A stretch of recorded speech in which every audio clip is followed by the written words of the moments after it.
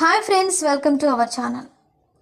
ఈరోజు మీరు చూడబోయే వీడియోలో వృషభ రాశి వారి జీవితంలో రేపు ఒక వ్యక్తి ప్రవేశించబోతున్నాడు. అతని కారణంగా ఈ రాశి వారు వారి జీవితంలో అదృష్టాన్ని పొందబోతున్నారు.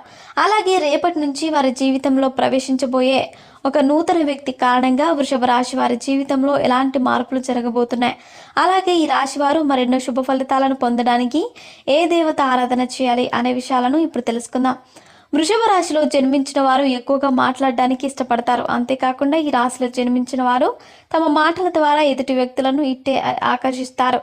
అలాగే ఈ రాశిలో జన్మించిన వారికి లౌక్యం ఎక్కువగా ఉంటుంది. ఎవరితో ఎలా మాట్లాడే వారి పనులను చేయించుకోవాలో వీరికి బాగా తెలుసు. అలాగే ఈ రాశిలో జన్మించిన వారు తమ జీవితంలో ఎప్పుడూ రాజుగా బ్రతకాలని అనుకుంటారు. దానికోసం ఎంతటి కష్టానైనా ఎదుర్కొని ముందుకు వెళ్ళగలుగుతూ ఉంటారు. అంతేకాకుండా ఈ రాశిలో జన్మించిన వారికి స్వాభిమానం, పట్టుదల ఎక్కువగా ఉంటాయి. అంతేకాకుండా వీరు ఏ పనిలో